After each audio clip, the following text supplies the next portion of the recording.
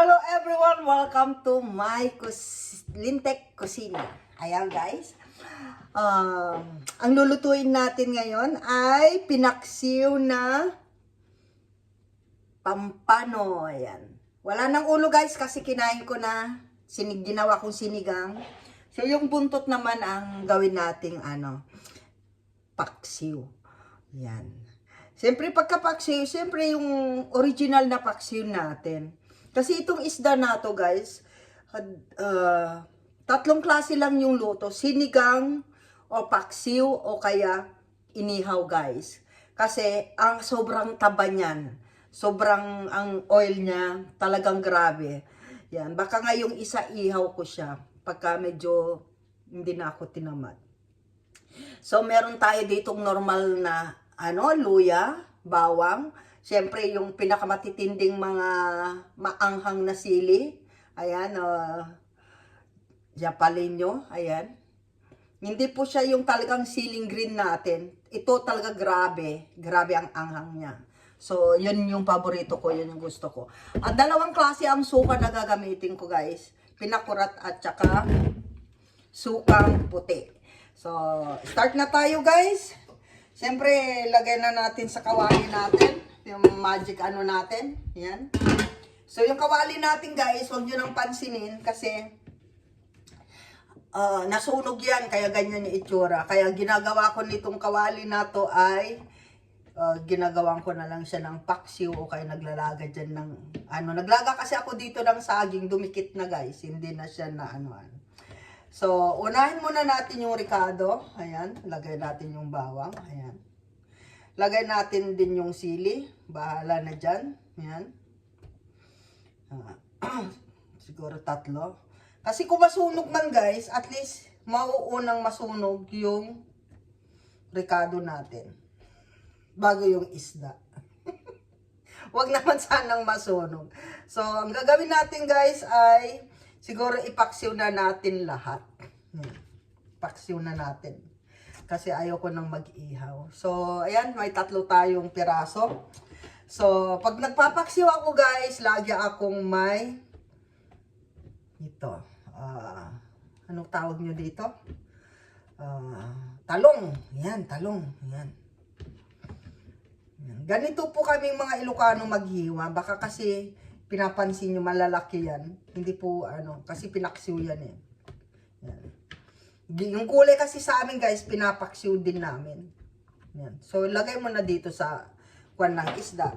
So, yung the rest nating mga ricado, lagay na rin natin yung mga sili sa ibabaw. Yan, i-spread natin sa ibabaw. Yan. Yan. Hindi po ako nagre-ricado sa, yung sa ibabaw lang. Bali sa ilalim at saka sa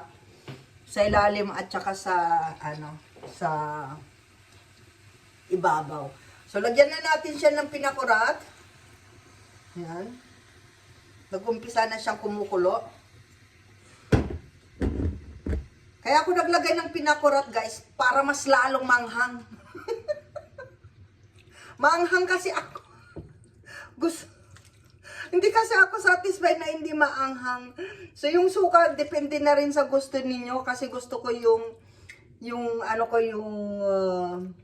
pinaksiw guys ay yung wala nang sabaw din. Siyempre, para mas maluto ng gusto, lagyan natin ng depende na yung kung gaano kadami yung suka ilagay nyo. Huwag lang naman isang barrel, di ba? And then, naglagay lang ako ng isang cup na water. And then, ganun lang ang paksiw natin, guys. Yan, nakalimutan si Lintek. Siyempre,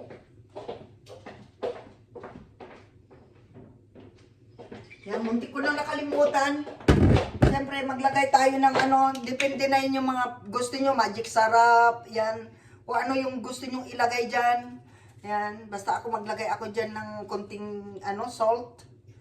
Yan, konting salt.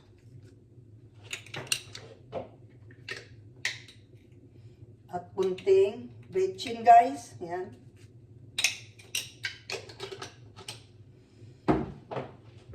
At saka, syempre, lagyan na natin ng ito na po yung pinaka pampalasa niya.